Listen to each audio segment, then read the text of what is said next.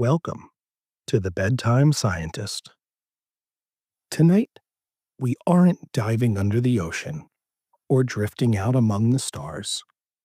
Tonight, we're staying right here on a warm summer night on a soft blanket spread over the grass. We're looking up to watch the sky bloom with light.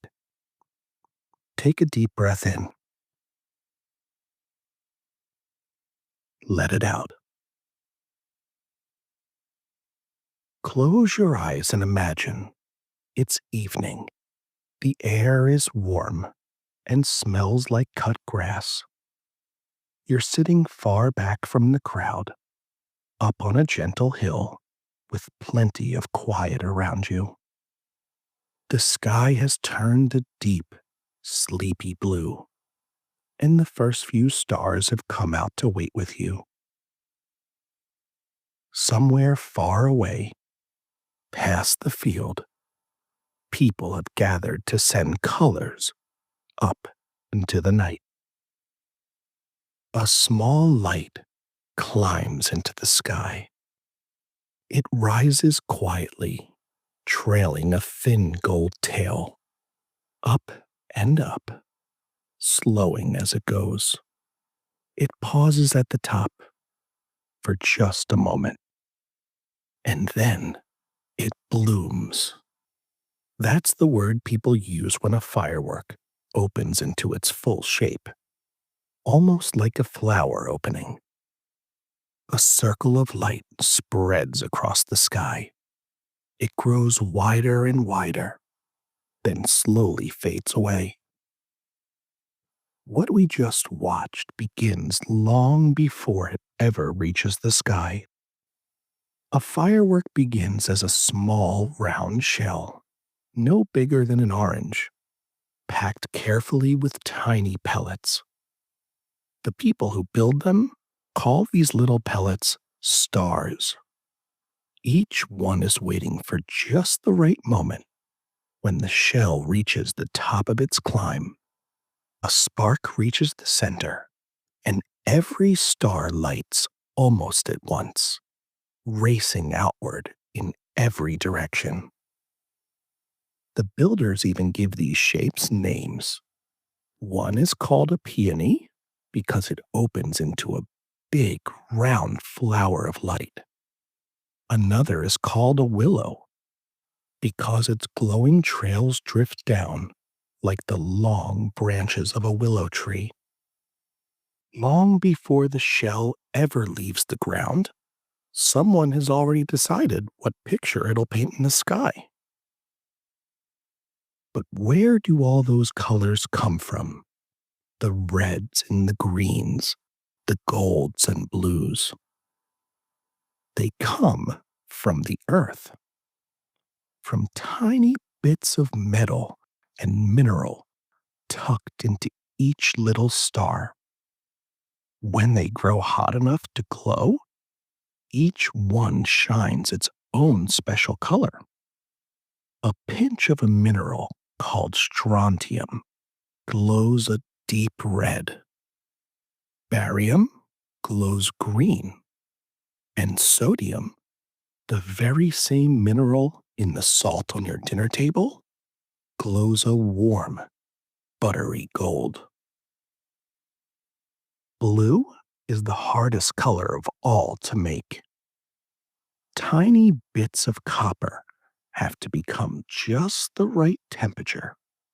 Too cool, and they won't glow blue. Too hot, and the blue disappears. That's why blue is the hardest color for firework makers to create. So when you look up and see the sky painted in color, you're really seeing little pieces of the ground lifted up high. The earth itself has painted the sky. Let's watch another one, and this time, let's notice something. A shell climbs into the sky. It pauses. It blooms. A circle of light spreads across the sky. And then A breath or two later, you feel it.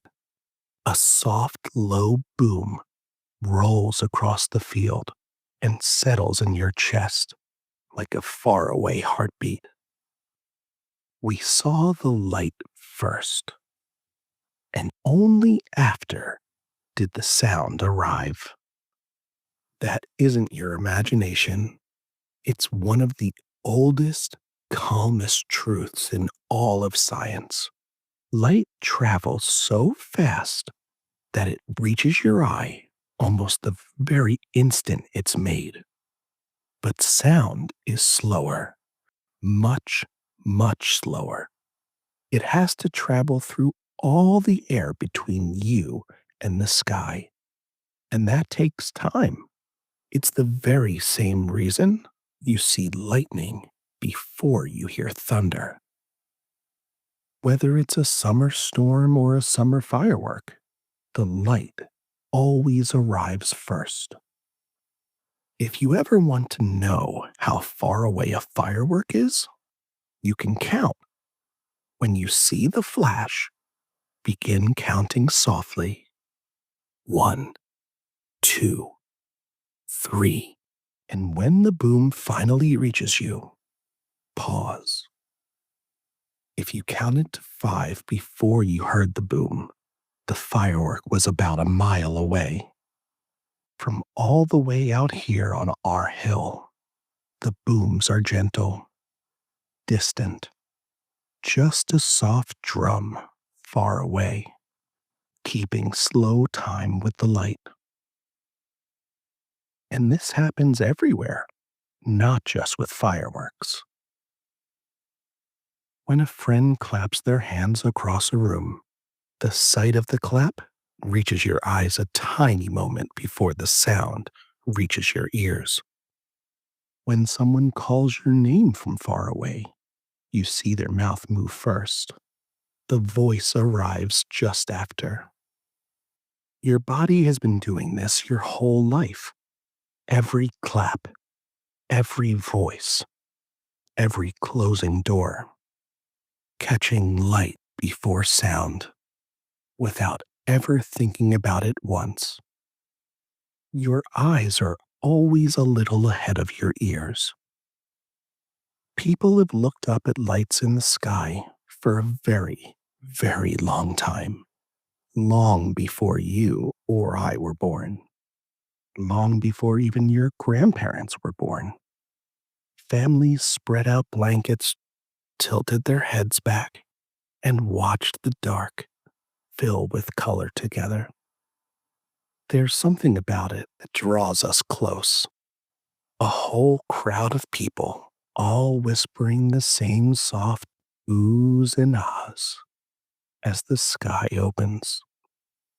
For a few minutes, everyone is looking in the same direction, at the same wonder, at the very same time. And then slowly, the show begins to soften. The bursts become farther apart. The smoke drifts sideways and slowly spreads into a soft gray cloud, glowing faintly where the light used to be. The last flower opens, holds, and lets go. The booms fade, and the sky, patient as ever, returns to what was always underneath it, dark, scattered with stars. Those stars have something in common with fireworks. They're both filling the darkness with light. Fireworks shine for only a few seconds. The stars have been shining for millions and even billions of years. They were there all along, hidden behind the bright colors. And they'll keep glowing softly all night long, long after you've closed your eyes. And just before you drift off to dream of summer skies painted with light colors borrowed from the earth, and soft booms rolling across a quiet field. I want you to know something about you. Your mind is a wonderful thing, so full of curiosity, and I like your mind, just the way it wonders. I'll be back again soon to wonder more with you.